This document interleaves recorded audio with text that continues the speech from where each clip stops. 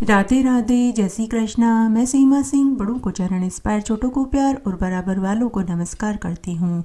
आज मैं आपको कार्तिक की सभी कहानियाँ एक साथ सुनाने जा रही हूँ। अगर आप कार्तिक स्नान करते हैं, व्रत करते हैं, तो आपको कार्तिक की कहानियाँ भी सुननी चाहिए। इससे व्रत का पूरा फल मिलता है। परंतु अगर आप में कार्तिक व्रत करने की क्षमता नहीं है तो आप कहानी सुनकर भी संपूर्ण फल पा सकते हैं। आइए अब हम कार्तिक मास की सभी कहानियाँ एक साथ सुनते हैं। आज मैं आपको कार्तिक मास में सुनी जाने वाली आठों की कथा सुनाऊंगी। सभी कथा कहानियों के साथ में कार्तिक मास के आठों की कहानी भी सुननी चाहिए। इससे व्रत का पूरा फल मिलता है। आइए अब हम कार्तिक मास में सुनी जाने वाली आठों की कहानी सुनते हैं। एक बार बहुत छोटा सा गांव था। उस गांव में एक बुढ़िया माई अपने बेटा बहू के साथ रहती थी। उसका बेटा कमाता नहीं था। बुढ़िया ने अपने बेटे को बहुत समझाया, लेकिन उसे समझ नहीं आया। तब एक बार कार्तिक का महीना आया तो बुढ़िया माई गंगा जी नहाने के लिए जाने लगी। तो उसने अपनी बहू से कहा कि बहू, मैं तो 1 महीने के लिए कार्तिक स्नान करने के लिए गंगा घाट पर जा रही हूँ। बहू, पीछे से मेरे बेटे को रोटी दे देना। उसे सुबह उठते ही रोटी खाने की आदत है। बहू ने कहा कि सासू माँ दे दूंगी। इस तरह बुढ़िया माई 1 महीने के लिए कार्तिक स्नान करने के लिए गंगा घाट पर चली गई। सुबह उसका पति सोकर उठा तो उसने कहा कि माँ, मुझे रोटी दो। बहू बोली, ना माँ है ना रोटी है, कमा के लाओगे तभी रोटी दूंगी। उसका पति बोला कि भगवान, मैं तो कमाना नहीं जानता। बहू बोली कि जब तक कमाओगे नहीं तो रोटी नहीं दूंगी। बहू ने कहा कि ये 4 रोटी लो और कमा करके लाओ। बहू ने 4 रोटियां एक कपड़े में बांध करके उसे दे दी। उसका पति रोटी लेकर गांव में कुएं की पाल पर आकर बैठ गया और कहने लगा कि हे राम, मैं तो कमाना नहीं जानता। हे राम, मैं तो कमाना नहीं जानता। पूरे समय वह राम राम की रट लगाता रहा। भगवान राम को उसके ऊपर बहुत दया आई। तब भगवान राम ने एक ब्राह्मण का वेश बनाया और उसके पास आए और बोले कि तुम उदास क्यों बैठे हो। तो वह बोला कि मेरी पत्नी ने कहा है कि कमा के लाओगे तो ही रोटी मिलेगी, परंतु मैं तो कमाना नहीं जानता। ब्राह्मण वेश में भगवान राम ने कहा कि पुत्र, कमाना तो मुझे भी नहीं आता, परंतु मैं 8 वार का नाम जानता हूँ, जिससे तेरे अटूट भंडार भर जाएंगे। बेटा, तू चावल के दाने और पानी का लोटा लेकर के बैठ जाना। घर में ढके हुए जितने भी बर्तन हैं उन्हें उखाड़ देना और जो औंधे पड़े हैं उन्हें सीधा कर देना। और जो कहानी मैं तुझे सुनाऊं वही कहानी तू अपनी घर में अपनी पत्नी, बेटी, माँ सबको सुना देना। तब भगवान राम वेश में ब्राह्मण ने कहा, रविवार, सोमवार, मंगलवार, बुधवार, बृहस्पतिवार, शुक्रवार, शनिवार, 8 वार का आसरा भरा रहे पीवर सासरा। अटूट भंडार होते चले जाएंगे। ऐसा कहकर ब्राह्मण वेश में भगवान अंतर्ध्यान हो गए। वह घर आया। उसकी पत्नी ने कहा कि क्या लेकर के आए। उसने कहा कि 8 वार का नाम लेकर के आया हूँ। पत्नी ने सोचा कि चलो कुछ तो लाए। पति ने कहा कि तू चावल के दाने और पानी का लोटा लेकर के आ। जितने भी औंधे बर्तन हैं उन्हें सीधा कर दे और जो ढके हुए हैं उन्हें उघाड़ दे और मुझसे तू 8 वार की कथा सुन। पत्नी ने कहा कि ठीक है, सुनाओ। तब उसने सुनाया, रविवार, सोमवार, मंगलवार, बुधवार, बृहस्पतिवार, शुक्रवार, शनिवार, 8 वारों का आसरा भरया रवै पीहर सासरा। अटूट भंडार होते चले गए। यह देखकर उसकी पत्नी को बहुत खुशी हुई। कुछ दिनों के बाद उसका पति अपनी पत्नी से बोला कि मैं बेटी से मिलने उसके ससुराल जा रहा हूँ। वह फटे कपड़ों में ही अपनी बेटी के ससुराल में पहुँच गया। बच्चे अपने माँ से बोले कि माँ, नाना आए हैं। माँ ने कहा कि कैसे वेश में आए हैं। बच्चे बोले कि मेले कुचेले वेश में आए हैं और कपड़े फटे हुए हैं। बेटी बोली, आए क्या हैं? 2 दिन की रोटियां तोड़ने आए हैं। पिता ने कहा कि बेटी मेरी 8 वार की कहानी सुन ले, लेकिन बेटी ने सुनने से इनकार कर दिया। उस दिन उसके पिता ने कुछ नहीं खाया। उसके पिता भूखे ही सो गए। इस तरह 2 दिन तक पिता अपनी बेटी से कहता रहा कि बेटी मेरी 8 वार की कहानी सुन ले, लेकिन 2 दिन तक बेटी मना करती रही। 2 दिन तक उसके पिता भूखे प्यासे रहे। तीसरे दिन बेटी को अपने पिता के ऊपर दया आ गई और वह बोली कि लाओ पिताजी, अपने 8 वार की कहानी सुना दो। पिता ने कहा कि बेटी, एक कटोरी में चावल और एक पानी का लोटा लेकर के आ और घर में जितने भी बर्तन ढके हुए हैं उन्हें उघाड़ दे और जो औंधे पड़े हैं उन्हें सीधा कर दे। बेटी ने ऐसा ही किया। फिर पिता ने उसे 8 वार की कथा सुनाई। रविवार, सोमवार, मंगलवार, बुधवार, बृहस्पतिवार, शुक्रवार, शनिवार, 8 वार का आसरा भरया रह पीहर सासरा। अटूट भंडार होते चले गए। बेटी का घर अन्न धन के भंडार से भर गया। अब बेटी पड़ोस में खूब लड्डू बांटने लगी। पड़ोसन ने कहा कि तू तो कह रही थी कि तेरे पिता कुछ नहीं लाए और तू तो लड्डू बांट रही है। बेटी ने कहा कि मेरे पिता तो खाली हाथ ही आए थे। ये तो 8 वार की कहानी सुनने का फल है। पड़ोसन बोली कि अपने पिता से कहकर मुझे भी 8 वार की कहानी सुना दे। बेटी ने अपने पिता से कहा कि पिताजी, मेरी पड़ोसन भी 8 वार की कहानी सुनना चाहती है। पिता ने कहा कि बेटी, आज तो मेरा मुंह झूठा है, कल सुना दूंगा। दूसरे दिन पिता ने अपनी बेटी की पड़ोसन को भी 8 वार की कहानी सुनाई। उसके सुनते ही उसकी पड़ोसन के भी अटूट भंडार भर गए। हे 8 वार के देवता, जैसे आपने उनके भंडार भरे वैसे सबके भरना, कहानी कहने वाले के, सुनने वाले के और हुकारा भरने वाले के। घटती हो तो पूरी हो तो परवान चढ़े, भूले बिसरे नाम तेरे भंडार में भरे। इस तरह आज मैंने आपको कार्तिक मास में सुनी जाने वाली 8 वार की कहानी सुनाई। आशा करती हूँ यह आपको ज़रूर पसंद आएगी। आज मैं आपको कार्तिक मास में सुनी जाने वाली तुलसी जी की एक पौराणिक कथा सुनाने जा रही हूँ। कार्तिक मास में सभी कथा कहानियों के साथ में तुलसी जी की कहानी जरूर सुननी चाहिए। इससे व्रत का और स्नान का पूरा फल मिलता है। आइए अब हम कार्तिक मास में सुनी जाने वाली तुलसी जी की एक पौराणिक कथा सुनते हैं। एक बार बहुत छोटा सा गांव था। उस गांव में एक बुढ़िया माई थी जिसका नाम सुखिया था। वह अपने बेटा, बहू और पोते पोतियों के साथ रहती थी। बुढ़िया माई का रोज का नियम था कि वह रोज ब्रह्म मुहूर्त में उठती, तालाब पर स्नान करके आती, सूर्य नारायण भगवान को अर्घ्य देती, तुलसी के पौधे को सींचती, दिया बाती करती और वहीं बैठकर तुलसी जी और श्री हरि के 5 भजनों को गाती। शाम को फिर से तुलसी जी में दिया बाती करती। रोज नियम से करती थी। तब एक बार की बात है, जब कार्तिक का महीना लगा तो गांव की औरतें कार्तिक मास में एकादशी के दिन द्वारिकाधीश मंदिर में दर्शन करने के लिए जा रही थी। गांव की औरतों ने सुखिया बुढ़िया को भी चलने को कहा तो बुढ़िया माई बोली कि मैं अपने बेटा बहू से पूछ कर बताऊंगी। बुढ़िया माई का मन भी श्री हरि के दर्शनों को करने का था, लेकिन वो मन ही मन सोचने लगी कि मेरे पीछे से तुलसी जी के पौधे की कौन देखरेख करेगा, कौन जल देगा, कौन दिया बाती करेगा, कौन उन्हें भोग लगाएगा। उस दिन वह घर आकर उदास होकर के बैठ गई। शाम को जब बुढ़िया का खाना उसके पोता पोती लेकर के आए तो उसने खाने का मन नहीं है यह कहकर खाना लौटा दिया। जब बुढ़िया के बेटे को पता चला तो वह माँ का खाना लेकर कमरे में गया और बोला कि माँ, आज तुम खाना क्यों नहीं खाओगी? क्या तुम्हारी तबीयत ठीक नहीं है? तब बुढ़िया माई बोली कि नहीं बेटा, मेरी तबीयत बिल्कुल ठीक है। फिर बेटे ने कहा कि माँ, फिर खाना क्यों नहीं खाया? तब बुढ़िया ने पूरी बात बताई। तब बेटा बोला, माँ, अगर तुम्हारी इच्छा द्वारिकाधीश तीर्थ यात्रा पर जाने की है तो तुम जरूर जाओ। तुलसी जी की सेवा पूजा तुम्हारी बहू कर देगी। तब बुढ़िया ने कहा कि बेटा, एक बार तू बहू से पूछ कर देख ले। बेटा बोला कि पूछना क्या है माँ? मैंने कहा कि वो मना नहीं करेगी। आप खाना खा लीजिए, मैं सारा इंतजाम कर दूंगा। बुढ़िया ने खुशी खुशी खाना खाया और वह सो गई। रात्रि में बुढ़िया के बेटे ने अपनी पत्नी से कहा कि मेरी माँ कुछ दिनों के लिए द्वारिकाधीश यात्रा पर जाएगी। तुम मेरी माँ के लिए 5-7 दिनों के हिसाब से घी और काजू बादाम डालकर मावे के आटे के लड्डू बना देना और पीछे से माँ का एक काम भी तुम्हें नियम से करना है। रोज तुलसी जी में जल सींचना, दिया बाती करना, भोग लगा देना। मैंने अपनी माँ को वचन दिया है कि यह काम तुम कर दोगी।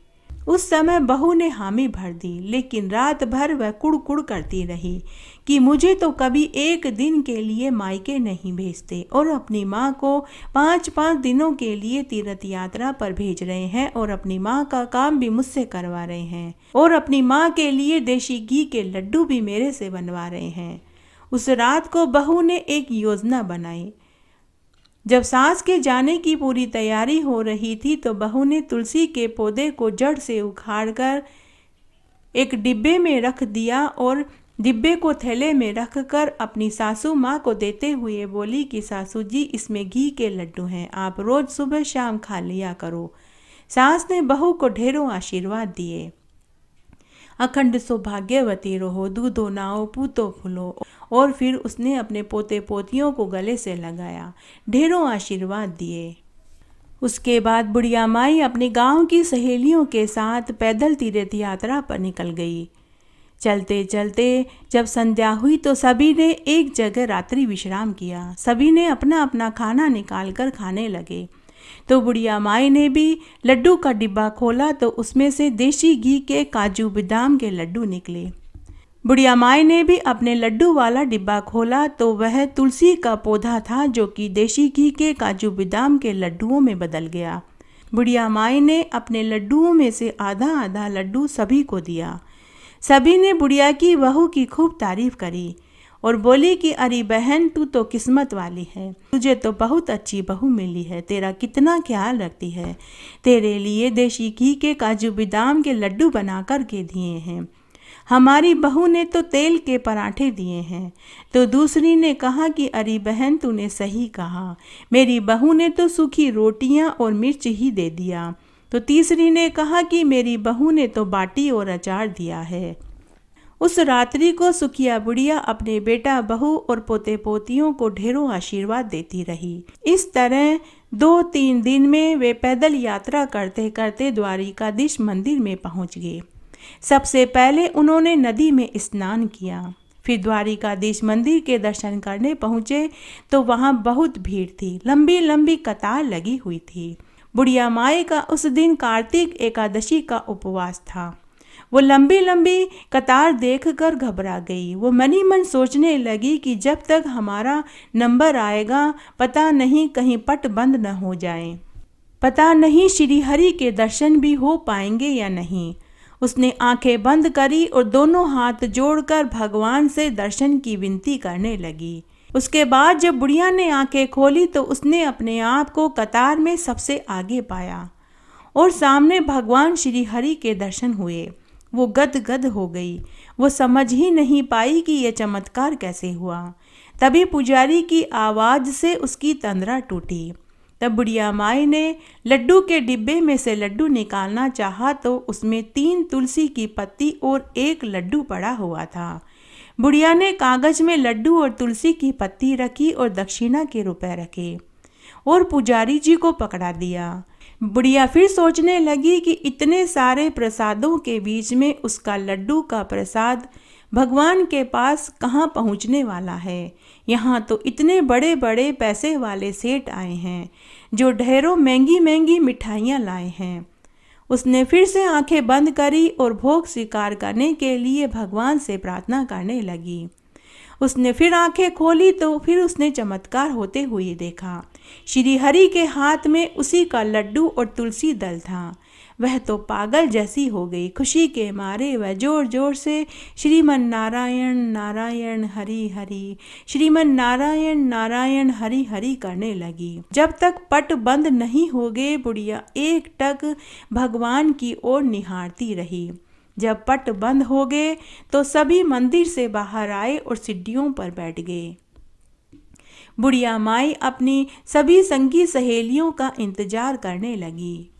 जब उसके गांव की सभी सहेलियां आई तो वे कहने लगी कि उन्हें तो श्री हरि के दर्शन अच्छे से हुए ही नहीं, लेकिन बुढ़िया माई ने कहा कि मुझे तो बहुत बढ़िया दर्शन हुए। तब सब ने वहाँ प्रसाद पाया। तब बुढ़िया माई ने उसमें से थोड़ा सा प्रसाद खाया और बाकी का प्रसाद लड्डू के खाली डिब्बे में अपने बेटा बहू और पोते पोतियों के लिए रख लिया। सभी अपने गांव लौट आए। जब बुढ़िया माई घर पहुंची तो वहां उसने बहू को नहीं पाया और आंगन में तुलसी का पौधा भी उसे नया दिखाई दे रहा था।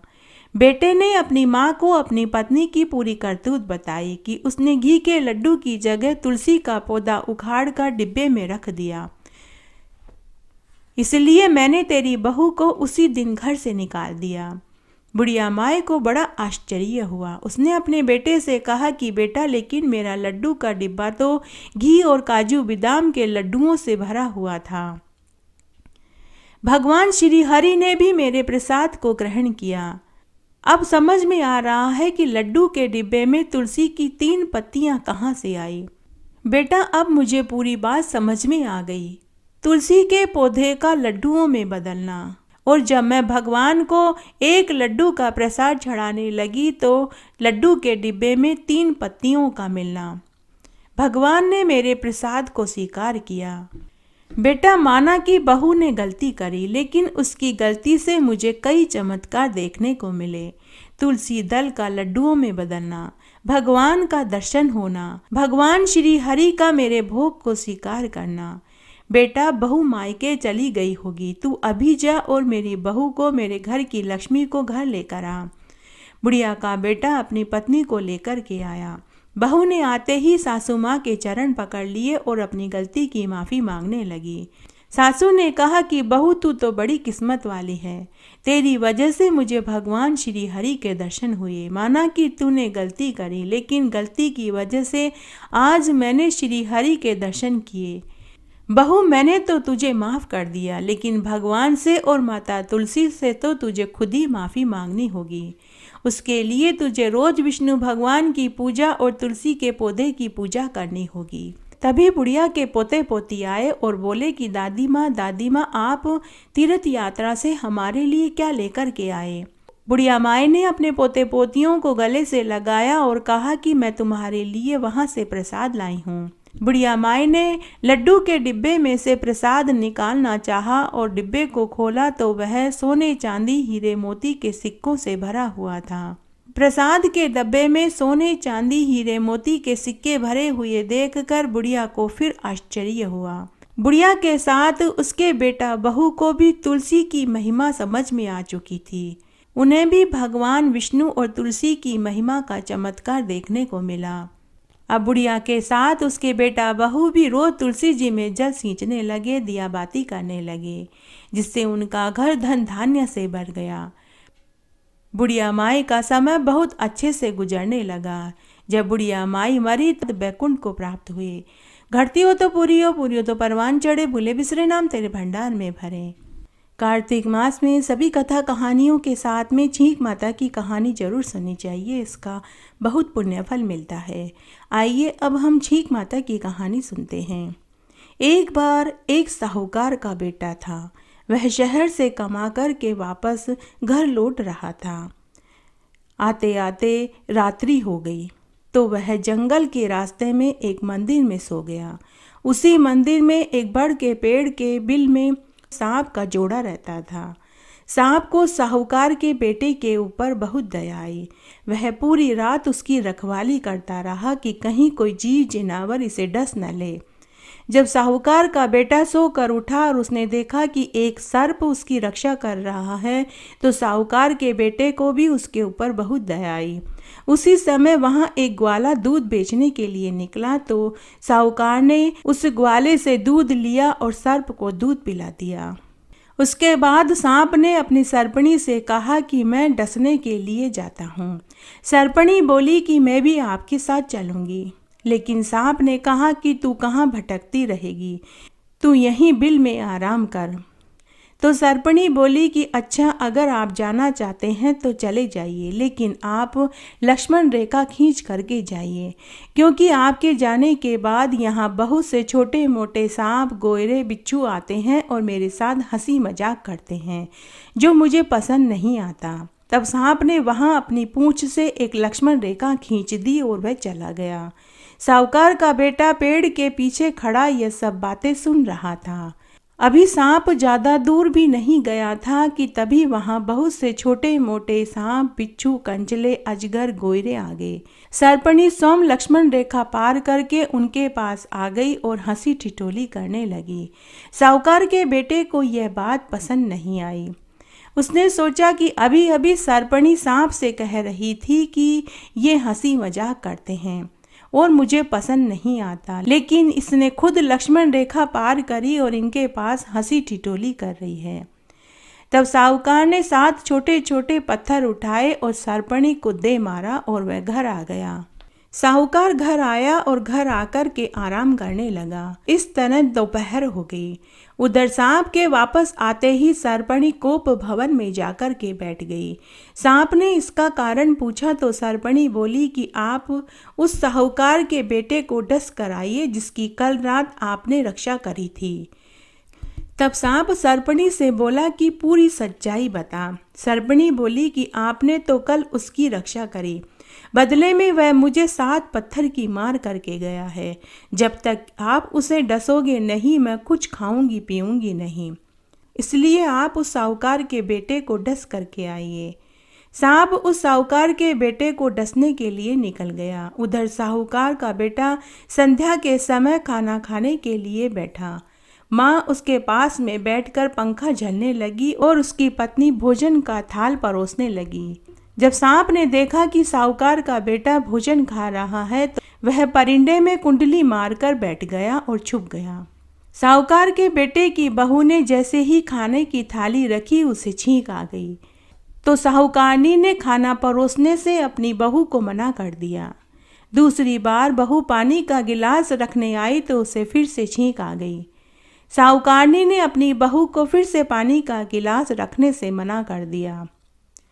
थोड़ी देर बाद जब बहू फिर से रोटी का थाल लेकर के आई तो उसे तीसरी बार फिर से छींक आ गई। साहूकारनी ने अपनी बहू को फिर से मना कर दिया।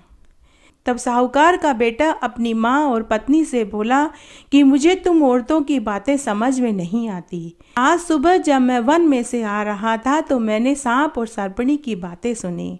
सर्पणी सांप से कह रही थी कि मुझे हंसी मजाक पसंद करने वाले सांप, बिच्छू, गोयरे पसंद नहीं हैं, इसलिए आप लक्ष्मण रेखा खींच करके जाइए।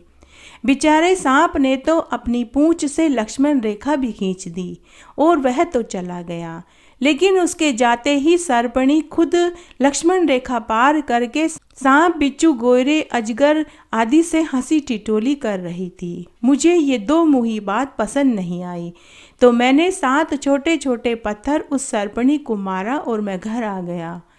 और यहाँ आया तो ये छींक वाली बात। परिंदे में बैठा सांप यह सारी बातें सुन रहा था। तभी सांप अपने असली रूप में प्रकट हो गया। साहूकारनी और साहूकार के बेटे बहू ने सर्प देवता को प्रणाम किया। तब सर्प देवता उनसे बोला कि मैं तुमसे प्रसन्न हूँ, तुम कोई 3 वर मांग लो। तब साहूकार के बेटे ने सर्प देवता से धन, दौलत, यश मांगा। तब सर्प देवता ने उसे तथास्तु कहा और वहां से अंतर्ध्यान हो गया और वापस सर्पणी के पास आया और उसकी नाक काट ली। सर्पणी ने इसका कारण पूछा तो सर्प ने कहा कि तूने मुझे सच नहीं बताया। आज तेरी वजह से मेरे से जीव हत्या का पाप लग जाता। आज तेरी वजह से एक निरपराध को मैं डस लेता तो मेरे ऊपर जीव हत्या का पाप चढ़ जाता। हे सर्पणी, हे दुष्ट, मैं तुझे शाप देता हूँ कि तू पिशाच की योनि में चली जा। और सांप उसी समय वहाँ से चला गया। इसलिए कहते हैं कि अगर छींक आ जाए तो थोड़ी देर के लिए शुभ काम को टाल देना चाहिए, छींक का नियम रखना चाहिए। साहूकारनी ने छींक का नियम रखा तो उसके बेटे की जान बच गई। हे छींक माता, जैसे आपने साहूकार के बेटे की जान बचाई, उन्हें धन, यश, वैभव दिया, वैसे सबको देना। कहानी कहने वाले को, सुनने वाले को और हुकारा भरने वाले को। घटती हो तो पूरी हो, पूरी हो तो परवान चढ़े, भूले बिसरे नाम तेरे भंडार में भरे। इस तरह आज मैंने आपको छींक माता की एक पौराणिक कथा सुनाई। आशा करती हूँ यह आपको जरूर पसंद आएगी। सभी कहानियों के साथ में दोलिये की कथा सुनने का बहुत पुण्यफल मिलता है। आइए अब हम कार्तिक मास में कार्तिक स्नान की सभी कहानियों के साथ में दोलिये की कथा सुनते हैं। एक गांव में एक ब्राह्मण पति पत्नी थे। ब्राह्मण रोज भिक्षा मांग कर लाता। उसे रोज 2 मुट्ठी आटा मिलता था। चाहे वह 7 गांवों में जाकर भिक्षा मांगे, चाहे वह 2 घरों में भिक्षा मांगे, उसे मात्र 2 मुट्ठी ही आटा मिलता था। ब्राह्मण इसे अपनी किस्मत ही समझता था। एक दिन ब्राह्मण ने अपनी पत्नी से कहा कि मेरी किस्मत में ही इतनी ही भिक्षा लिखी है, चाहे मैं 7 घरों से भिक्षा मांगूं, चाहे मैं 7 गांवों में से भिक्षा मांग कर के लाऊं, किस्मत में ज़्यादा भिक्षा मिलना लिखी ही नहीं है। तब ब्राह्मणी बोली कि आप कल से भिक्षा मांगने के लिए गांव से बाहर जाया करना, शायद वहां आपको अच्छी और ज़्यादा भिक्षा मिले। तब ब्राह्मणी ने दूसरे दिन ब्राह्मण को 4 रोटी और अचार एक पोटली में बांध कर दे दिया और कहा कि जहाँ भी आपको भूख लगे बैठ कर के खा लेना। ब्राह्मण जंगल से जा रहा था। जब वह वन में से जा रहा था तो उसने देखा कि पीपल के पेड़ के नीचे चबूतरे पर माता लक्ष्मी और घट जी चौपड़ पासा खेल रहे थे। जब ब्राह्मण उधर से गुजरा तो माता लक्ष्मी ने ब्राह्मण से कहा कि अरे ब्राह्मण रुको, हम दोनों चौपड़ पासा खेल रहे हैं, तुम यहाँ बैठ जाओ और हम दोनों में से किसकी जीत होती है, किसकी हार होती है, यह अंत में तुम हमें बताना। ब्राह्मण बड़ा ही भोला था, वह वहीं बैठ गया। ब्राह्मण का ध्यान तो पूरे समय माता लक्ष्मी को निहारने में ही बीत गया। उसने तो खेल की तरफ देखा भी नहीं कि कौन जीत रहा है और कौन हार रहा है। वो तो पूरे समय यही सोचता रहा कि माता लक्ष्मी ने कितने महंगे महंगे स्वर्ण आभूषण पहन रखे हैं, घटजी के पास तो कुछ भी नहीं है। वह मनी मन सोचने लगा कि चाहे जो भी जीते, मैं तो माता लक्ष्मी की ही जीत बताऊंगा। इस तरह सोचते सोचते संध्या हो गई और खेल खत्म हो गया। माता लक्ष्मी ने ब्राह्मण से पूछा कि ब्राह्मण सच सच बताना, हम दोनों में से किसकी जीत हुई। ब्राह्मण बिना सोचे समझे ही बोला कि माता लक्ष्मी आपकी जीत हुई है। माता लक्ष्मी खुश हो गई और झट से अपने गले में से 9 लड़ वाला सोने का हार उतार कर ब्राह्मण को दे दिया। ब्राह्मण खुशी खुशी हार लेकर घर आया। घर आकर उसने अपनी पत्नी को पूरी बात बताई। ब्राह्मणी सोने का हार पाकर बहुत खुश हुई। रात्रि को ब्राह्मणी ने हार खूंटी पर टांग दिया। दूसरे दिन तड़के सुबह ही पड़ोसन चूल्हे की अग्नि लेने के लिए आई तो उसने खूंटी पर सोने का हार टका देखा तो वह चुरा कर के ले गई। जब ब्राह्मणी ने सोने का हार खूंटी पर नहीं पाया तो दोनों ब्राह्मण पति पत्नी मन महसूस करके रह गए। दूसरे दिन वापस ब्राह्मण जंगल में उसी पेड़ के पास पहुंच गया। वहां वापस माता लक्ष्मी और घट जी चौपड़ पासा खेल रहे थे। ब्राह्मण फिर से साक्षी बनने के लिए बैठ गया। शाम को वापस ब्राह्मण ने कहा कि लक्ष्मी जी की जीत हुई है। माता लक्ष्मी ने ब्राह्मण को सोने के मोरों से भरी एक थैली दी। ब्राह्मण सोने के मोरों की थैली पाकर बहुत खुश हुआ और वह खुशी खुशी वापस जंगल के रास्ते से घर आ रहा था। तब रास्ते में ब्राह्मण को एक गडरिया मिला। गडरिये ने ब्राह्मण से पूछा कि अरे ब्राह्मण देव, इतनी रात्रि को आप कहाँ से आ रहे हैं। ब्राह्मण बड़ा ही भोला था, उसने पूरी सच बात बता दी। गडरिया के मन में चालाकी आ गई। उसने धोखे से ब्राह्मण की सोने की मोरों की थैली हड़प ली। ब्राह्मण घर आया। जब उसने कुर्ते की जेब में से सोने की मोरों की थैली निकालनी चाहिए तो उसे जेब खाली मिली। पत्नी ने पूछा कि रास्ते में कौन मिला था। तब ब्राह्मण ने अपनी पत्नी को गडरिये वाली बात बताई। तब ब्राह्मण ने कहा कि शायद उस गडरिये ने धोखे से मेरी सोने के मोरों की थैली ले ली है। ब्राह्मण ब्राह्मणी फिर से मन महसूस कर रह गई। तीसरे दिन वापस ब्राह्मण ने लक्ष्मी जी की जीत बताई। इस बार माता लक्ष्मी ने ब्राह्मण को सोने की ईंट दी। ब्राह्मण सोने की ईंट पाकर बहुत खुश हुआ। वह मनी मन सोचने लगा कि मेरी तो 7 पीढ़ियों की गरीबी दूर हो गई। जब वह वापस उसी जंगल के रास्ते से घर आ रहा था तो चोरों ने उसे लूट लिया। ब्राह्मण दुखी मन से घर आया और अपनी पत्नी को पूरी बात बताई। तब ब्राह्मणी बोली कि लक्ष्मी जी जो भी आपको चीज देती है वो हमारे पास ठहरती ही नहीं है। तब पत्नी ने कहा कि आप कल घट जी को जिता देना, शायद उनकी दी हुई चीज हमें मिल जाए। चौथे दिन ब्राह्मण वापस वहीं पहुंचा और चौथे दिन ब्राह्मण ने घट जी को जिता दिया। घट जी ने कहा कि अरे ब्राह्मण, आज तेरी मति भ्रष्ट हो गई है। तू 3 दिन से रोज लक्ष्मी जी को जितवा रहा है और आज तूने मेरी जीत बताई है। परंतु मेरे पास तो तुझे देने के लिए कुछ भी नहीं है। अगर तू लक्ष्मी जी को जितवा देता तो तुझे कोई न कोई आभूषण मिल जाता। तब ब्राह्मण बोला कि घट जी, आज तो मैं सत्य कह रहा हूँ, आज तो आपकी ही जीत हुई है। तब घट जी ने उस ब्राह्मण को तुलसी के बीज दिए और कहा कि जा, इन बीजों को तेरे घर आंगन में तुलसी के क्यारे में डाल देना और रोज पानी से सींच देना। ब्राह्मण बीज की पुड़िया लेकर घर आने लगा और पूरे रास्ते ब्राह्मणी को कोसता रहा कि ब्राह्मणी का कहना मानकर बहुत गलत किया। अगर लक्ष्मी जी को जितवा देता तो कोई न कोई सोने का आभूषण मिल जाता।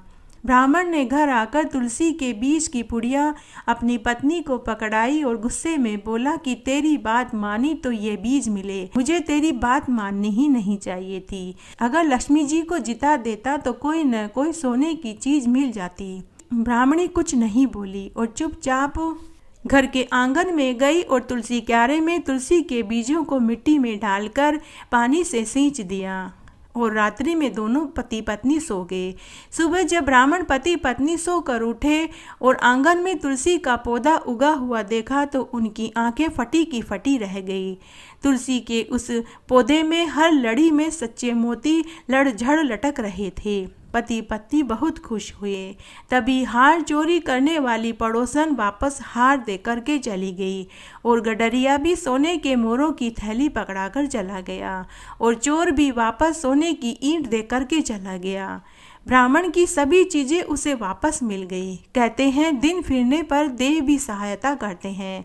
लक्ष्मी जी स्त्री प्रधान है। घट जी की जीत होने पर ही लक्ष्मी मिलती है। हे भगवान, जैसे आपने ब्राह्मण की मदद करी वैसे सबकी करना, कहानी कहने वाले की, सुनने वाले की और हुक्कारा भरने वाले की।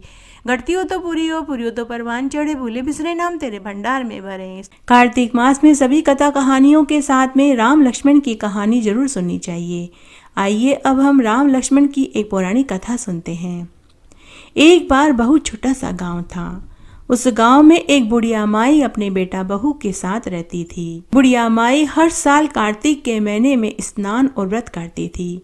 रोज मंदिर में दर्शन करने जाती। मंदिर में रोज बड़ पीपल, आंवला, पथवारी माता तुलसी को सींचती।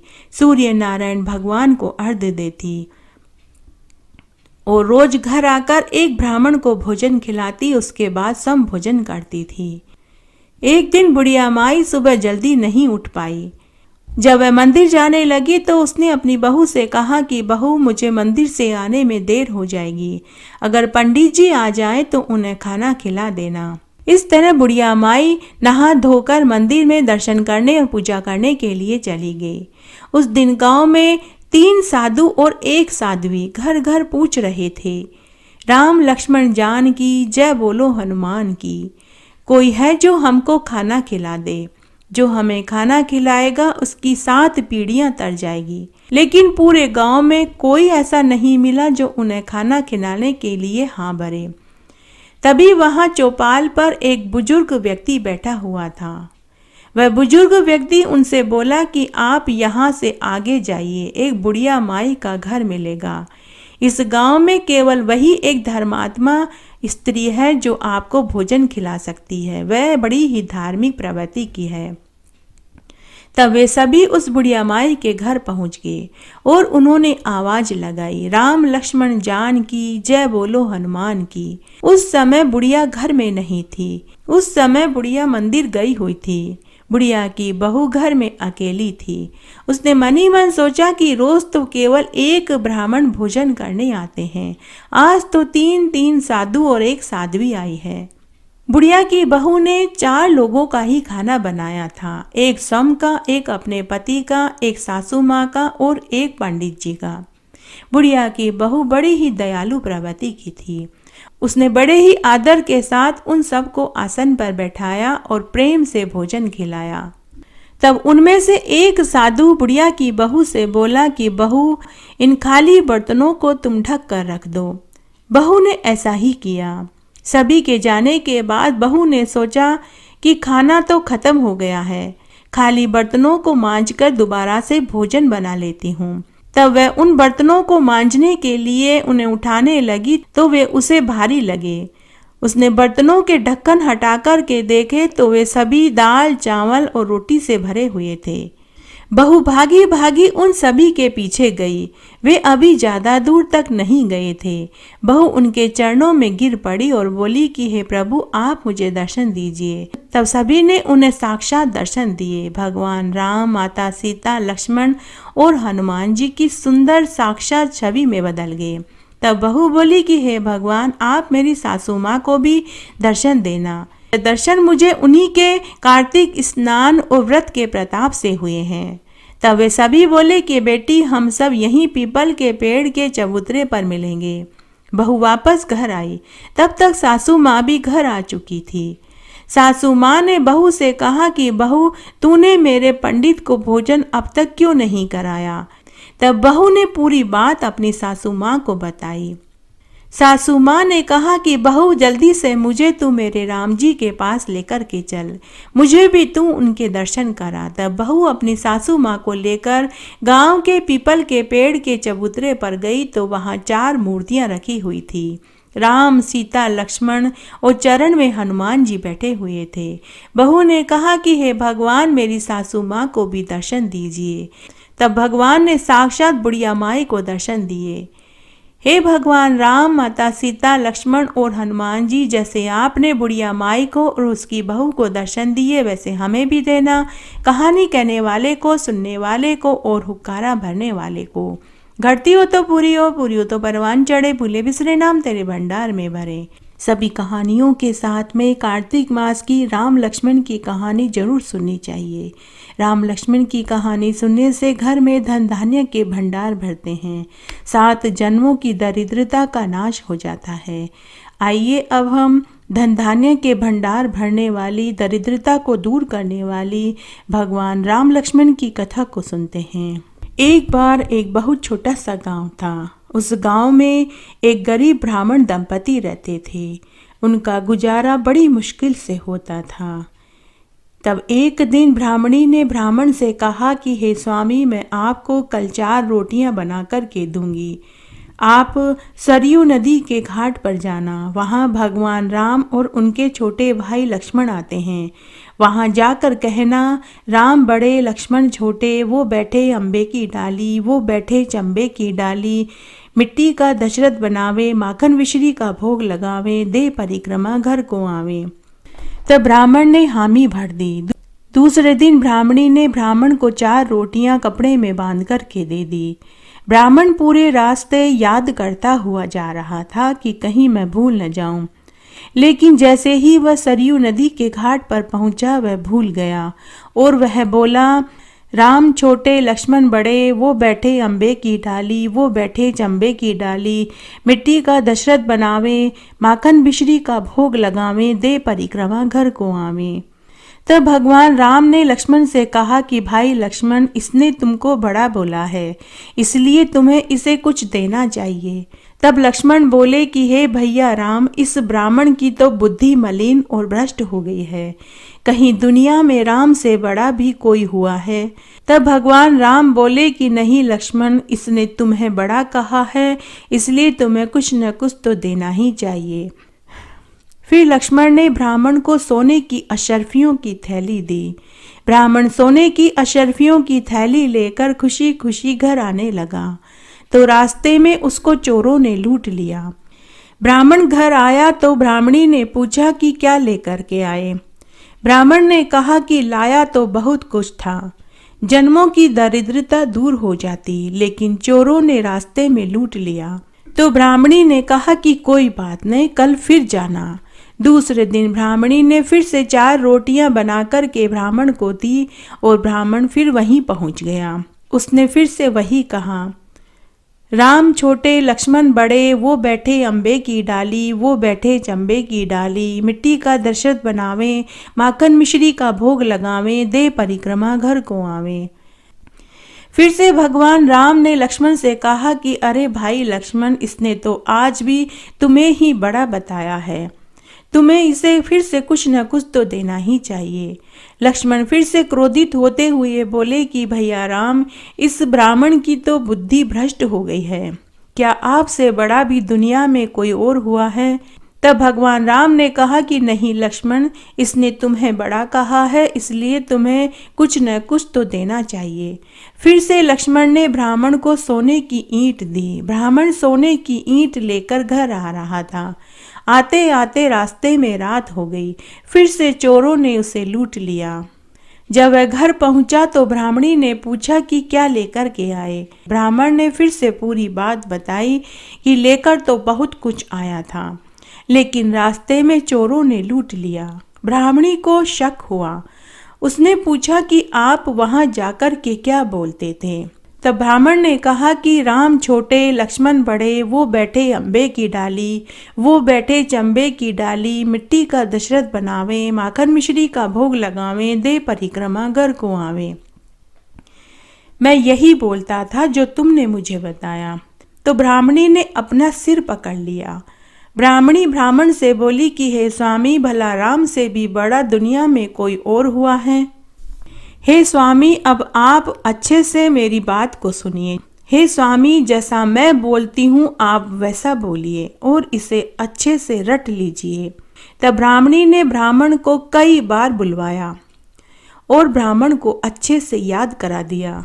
अगले दिन ब्राह्मण फिर से वहीं पहुंच गया और वहां जाकर आज वह बोला, राम बड़े लक्ष्मण छोटे, वो बैठे अम्बे की डाली, वो बैठे चंबे की डाली, मट्टी का दशरथ बनावे, माखन मिश्री का भोग लगावे, दे परिक्रमा घर को आवे। ऐसा सुनते ही लक्ष्मण ने कहा कि भैया राम, आज इस ब्राह्मण को अक्ल आ गई है। आज तो इसने आपको बड़ा बोला है, तो अब आपको ही इसे कुछ देना चाहिए। भगवान राम बोले कि लक्ष्मण, मेरे पास क्या है? मेरे पास तो ये जोहड़ की मिट्टी है। तो भगवान राम ने ब्राह्मण की झोली में नदी के पास की मिट्टी उठा कर के दे दी। मिट्टी लेकर ब्राह्मण को बहुत क्रोध आया। वह पूरे रास्ते अपनी ब्राह्मणियों को गालियां देता रहा, भला बुरा कहता रहा। उस दिन रास्ते में उसे कोई चोर नहीं मिला। जब ब्राह्मण घर आया तो ब्राह्मणी ने पूछा कि आप आज क्या लेकर के आए। ब्राह्मण क्रोधित होते हुए बोला कि तेरे कहने से राम को बड़ा बोला तो मुझे मिट्टी मिली है। ब्राह्मणी बोली कि रोज तो आप खाली हाथ ही घर आ रहे थे, आज मिट्टी तो लाए। इस मिट्टी से मैं घर आंगन लीपूंगी, चूल्हा लीपूंगी और इस मिट्टी को तुलसी क्यारे में डालूंगी।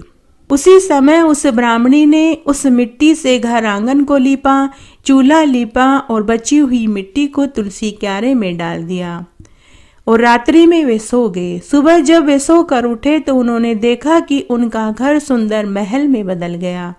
तुलसी क्यारे में सोने चांदी हीरे मोती लड़झड़ कर रहे थे। भगवान राम का हाथ लगते ही मिट्टी सोना हो गई। हे श्री राम जी, जैसे आपने ब्राह्मण ब्राह्मणी की गरीबी दूर करी, वैसी सबकी करना। कहानी कहने वाले की, सुनने वाले की और हुक्कारा भरने वाले की। घटती हो तो पूरी हो, पूरी हो तो परवान चढ़े, भूले बिसरे नाम तेरे भंडार में भरे। कार्तिक मास में सुनी जाने वाली नित्यनेम की कथा। आइए अब हम कार्तिक मास में सुनी जाने वाली नित्यनेम की कहानी सुनते हैं। एक बार बहुत छोटा सा गांव था। उस गांव में एक माँ बेटी थी। दोनों का नित्य का नियम था कि वे हर कार्तिक मास में नित्यनेम की कहानी कहती और सुनती थी। इस तरह उनका समय गुजर रहा था। तब एक बार की बात है, माँ ने अपनी बेटी से कहा कि बेटी, जब तू शादी होकर ससुराल में जाएगी तो तेरी नित्यनेम की कहानी कौन सुनेगा? इसलिए तू यह नित्यनेम की कहानी सुनने का नियम छोड़ दे, इसका तू उद्यापन कर दे। लेकिन बेटी ने ऐसा करने से मना कर दिया। दोनों माँ बेटी का नित्य का नियम था कि वे कार्तिक मास में नित्यनेम की कहानी कहती और सुनती, उसके बाद ही वह भोजन करती थी। बेटी शादी होकर ससुराल में गई। उसने अपनी सास से कहा कि आप मेरी नित्यनेम की कहानी सुन लो, लेकिन सास ने कहा कि मुझे तो पूजा पाठ करनी है, तेरी नित्यनेम की कहानी सुनने का मुझे समय नहीं है। फिर बहू ने अपनी जिठानी से कहा तो जिठानी ने कहा कि मुझे तो घर का बहुत सा काम करना है। देवरानी से कहा तो देवरानी ने कहा कि मुझे तो बच्चों को स्कूल छोड़ कर आना है। छोटी ननद से कहा कि तुम मेरी नित्यनेम की कहानी सुन लो, तो छोटी ननद बोली कि भाभी, मुझे तो गुड्डे गुड्डियों के साथ खेलना है। तब बहू ने अपनी बड़ी ननद से कहा तो बड़ी ननद ने कहा कि भाभी, मुझे तो ससुराल जाने की तैयारी करनी है, मुझे तो ससुराल से लेने के लिए आए हैं। इस तरह से उसने सबसे बारी बारी से पूछा। उसके बाद उसने अपने पति से कहा कि आप मेरी नितनेम की कहानी सुन लो। लेकिन उसके पति ने कहा कि मुझे तो अपने कारोबार का बहुत सा काम पड़ा है, मुझे तो अपना व्यापार का हिसाब किताब का काम निपटाना है। उसके पति ने भी नितनेम की कहानी सुनने से मना कर दिया। इस तरह 3-4 दिन तक नई बहू ने सबसे पूछा कि कोई मेरी नितनेम की कहानी सुन लो, लेकिन सब ने उसकी कहानी सुनने से इनकार कर दिया। 3-4 दिन से नई बहू ने भोजन नहीं खाया। सब ने कहा कि बहू भोजन कर लो, लेकिन उसने भोजन नहीं खाया। तब एक दिन पड़ोसन नई बहू को मुंह दिखाई देने के लिए आई। तब नई बहू ने पड़ोसन से कहा कि आप मेरी नितनेम की कहानी सुन लो। पड़ोसन ने कहा कि कोई बात नहीं, तुम मुझे नितनेम की कहानी सुना दो। तब नई बहू ने पड़ोसन को नितनेम की कहानी सुनाई तो उस दिन उसने भोजन कर लिया। नई बहू ने पड़ोसन से कहा कि आप रोज मेरी नितनेम की कहानी सुनने के लिए आ जाया करो। अब पड़ोसन रोज नई बहू के पास नितनेम की कहानी सुनने के लिए आने लगी। तब एक दिन ननद ने अपनी माँ से कहा कि माँ, भाभी तो पड़ोसन की सिखाई सीख में आती है। पड़ोसन कहती है जिस दिन तो भाभी खाना खा लेती है, और जिस दिन पड़ोसन घर में नहीं आती भाभी उस दिन भूखी रहती है। माँ ने कहा कि कल से पड़ोसन का घर में आना बंद कर दे। दूसरे दिन जब पड़ोसन नई बहू के कमरे में जाने लगी तो ननद ने पड़ोसन को घर में आने से रोक दिया और कहा कि मेरी माँ ने आपको यहाँ आने से मना किया है। इस तरह वापस बहू 3-4 दिन तक भूखी प्यासी रही। तब एक दिन ससुर ने पूछा कि नई बहू कैसी है। सास ने कहा कि बहू तो अच्छी है, काम काज भी कर लेती है, मगर भोजन ही नहीं करती है। ससुर ने कहा कि बड़े घर की बेटी है, उससे तुम लोग ज़्यादा काम मत करवाया करो, थक जाती होगी इसीलिए वह भोजन नहीं करती है। इस तरह कार्तिक के 8 दिन उसके भूखे प्यासे ही निकल गए। परलोक में धर्मराज जी का सिंहासन डोल पड़ा। तब धर्मराज जी ने अपने दूतों से पूछा कि धरती पर ऐसा कौन है जो भोजन नहीं कर रहा है, उसे लेकर के आओ। तब देवदूतों ने धर्मराज जी से कहा कि धरती पर साहूकार की बहू है जो कार्तिक मास में 8 दिन से भूखी प्यासी है। धर्मराज जी ने कहा कि उसे स्वर्ग लेकर के आओ। तब उसे लेने के लिए स्वर्ग से विमान आया। विमान को आया देखकर सास ने बहू से कहा कि बहू, तुम मुझे भी स्वर्ग ले चलो। बहू ने कहा कि आपको तो पूजा पाठ करने से ही फुर्सत नहीं है, आपको तो मेरी कहानी सुनने का ही समय नहीं है। जिठानी ने कहा कि बहू मुझे ले चलो। नई बहू ने कहा कि आपको तो भोजन बनाना है। देवरानी ने कहा कि भाभी जी मुझे ले चलो। नई बहू ने कहा कि आपको तो बच्चों को स्कूल छोड़ने जाना है, आपके पास भी मेरी कहानी सुनने का समय नहीं है। छोटी ननद ने कहा कि भाभी मुझे ले चलो। नई बहू ने कहा कि बाईसा, आपको तो गुड्डे गुड्डियों से खेलने से ही फुर्सत नहीं है। बड़ी ननद ने कहा कि भाभी मुझे ले चलो। तब बहू ने वापस कहा कि बाईसा, आपको तो ससुराल से लेने वाले आए हैं, आपको तो ससुराल जाना चाहिए। तब पड़ोसन ने कहा कि बहू मुझे ले चलो। तब नई बहू पड़ोसन को लेकर के जाने लगी तो पड़ोसन के पति ने अपनी पत्नी से कहा कि तू तो बड़ी भाग्यवान है जो जीते जी स्वर्ग जा रही है, लोग तो मरने के बाद स्वर्ग जाते हैं। इस तरह एक माँ बेटी के द्वारा कार्तिक मास में नितनेम की कहानी कहने और सुनने का नियम लेने से उसे स्वर्ग का सुख मिला। घटती हो तो पूरी हो तो परवान चढ़े, भूले बिसरे नाम तेरे भंडार में भरे। इस तरह आज मैंने आपको कार्तिक मास में सुनी जाने वाली नितनेम की कथा सुनाई। कार्तिक मास में सुनी जाने वाली तारा भोजन की कथा सुनते हैं। एक बार एक राजा की इकलौती बेटी थी। वह कार्तिक मास में तारा भोजन कर रही थी। तब पंडित जी ने राजा की लड़की से कहा कि राजकुमारी जी, आप कार्तिक मास में तारा भोजन कर रहे हैं तो आपको चांदी के तारे दान करने चाहिए। इससे आपको कार्तिक मास के स्नान का संपूर्ण फल प्राप्त होगा। तब राजकुमारी ने अपने पिताजी से कहा कि पिताजी, मुझे 9 लाख तारे बनवा कर दीजिए, मैं 9 लाख तारे दान करूंगी। तब राजा ने सुनार को बुलाया और कहा कि तुम मेरी बेटी के लिए 9 लाख तारे बना कर के दो। और यह तुम एक दिन में ही बना कर के दो। अगर तुमने एक दिन में 9 लाख तारे बना कर के नहीं दिए तो मैं तुम्हें फांसी पर चढ़ा दूंगा।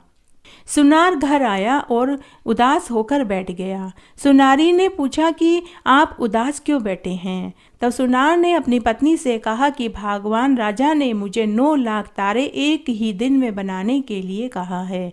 मैं एक ही दिन में 9 लाख चांदी के तारे कैसे बनाऊंगा? अगर एक दिन में मैं 9 लाख चांदी के तारे बना कर के नहीं दूंगा तो राजा मुझे फांसी पर चढ़ा देगा। सुनारी बड़ी ही समझदार थी। उसने कहा कि आप परेशान क्यों होते हैं? आप गोल सा चांदी का पतरा काट लीजिए और उसकी कलियां काट लो और वे ही चांदी के तारे के नाम से राजा को दे दो। सुनार ने ऐसा ही किया। राजा की लड़की ने कार्तिक मास में तारा भोजन करने के बाद पूर्णिमा के दिन 9 लाख तारे ब्राह्मणों को दान में दिए। ऐसा करने से भगवान का सिंहासन डोल पड़ा। तब भगवान ने अपने दूतों से पूछा कि धरती पर ऐसा कौन है जिसने तारा भोजन किया है, 9 लाख चांदी के तारे दान में दिए हैं। तब देवदूतों ने पता किया और जाकर भगवान से कहा कि हे ईश्वर, राजा की राजकुमारी है। उसने कार्तिक मास में तारा भोजन पूरे नियम धर्म से किया और 9 लाख चांदी के तारे दान में करे हैं। तब भगवान ने कहा कि उसे स्वर्ग में लेकर आओ, उसकी जरूरत वहाँ नहीं यहाँ है। देवदूत उसे लेने के लिए पृथ्वी पर विमान लेकर के पहुँचे। देवदूतों ने जाकर राजकुमारी से कहा कि तुम्हें भगवान ने बुलाया है। राजकुमारी ने कहा कि मैं ऐसे नहीं जाऊंगी। मैं तो पूरी प्रजा को, माता पिता को, सुनार को, संगी सहेलियों को, पड़ोसन को, जिसने तारे बनाए उनको, जिसने कहानी सुनी, हुक्कारा भरा उनको, सबको साथ लेकर चलूंगी। तब दूत वापस भगवान के पास गए और वहां से बड़ा विमान लेकर के आए और बोले कि अब चलो। तब राजकुमारी ने अपने माता पिता को, संगी सहेलियों को, पूरी प्रजा को, सुनार को, सुनारिन को, जिसने कहानी सुनी उसको, जिसने कहानी कही उसको, जिसने हुक्कारा भरा उनको, सबको विमान में बैठा करके स्वर्ग ले जाने लगी। आधे रास्ते में ही राजकुमारी को घमंड आ गया। वह मन ही मन सोचने लगी कि अगर मैं आज तारा भोजन नहीं करती तो इन सबको स्वर्ग कैसे मिलता। जैसे ही राजकुमारी को अभिमान आया, देवदूतों ने उसे बीच में ही उतार दिया और विमान को लेकर स्वर्ग में पहुंच गए। भगवान ने देवदूतों से पूछा कि इनमें से कौन है जिसने तारा भोजन किया था। देवदूतों ने भगवान से कहा कि ईश्वर, इनमें से तारा भोजन करने वाली राजकुमारी नहीं है। हमने राजकुमारी को वापस धरती पर ही छोड़ दिया है, क्योंकि जब हम आ रहे थे तो बीच रास्ते में उससे घमंड आ गया था। तब भगवान ने कहा कि तुम उसे वापस लेकर के आओ। तब विमान वापस राजकुमारी को लेने के लिए धरती पर आया और राजकुमारी को लेकर स्वर्ग में पहुंचा। तब ईश्वर ने राजकुमारी से कहा कि तुम्हें बीच रास्ते में अभिमान आ गया था, इसलिए तुम्हें पहले हाथ जोड़कर 7 बार क्षमा मांगनी होगी। तब राजकुमारी ने हाथ जोड़कर 7 बार क्षमा मांगी। जैसे ही राजकुमारी ने 7 बार क्षमा मांगी, उसे स्वर्ग का वास मिला। घटती हो तो पूरी हो, पूरी हो तो परवान चढ़े, भूले बिसरे नाम तेरे भंडार में भरे। इस तरह आज मैंने आपको कार्तिक मास में सुनी जाने वाली तारा भोजन की कहानी सुनाई। इस तरह आज मैंने आपको कार्तिक मास में सुनी जाने वाली सभी कहानियाँ एक साथ सुनाई। आशा करती हूँ आपको ये जरूर पसंद आएगी। मेरे साथ बने रहने के लिए आपका धन्यवाद। आगे की कथा कहानी के लिए भी आप इसी तरह मेरे साथ बने रहें। धन्यवाद।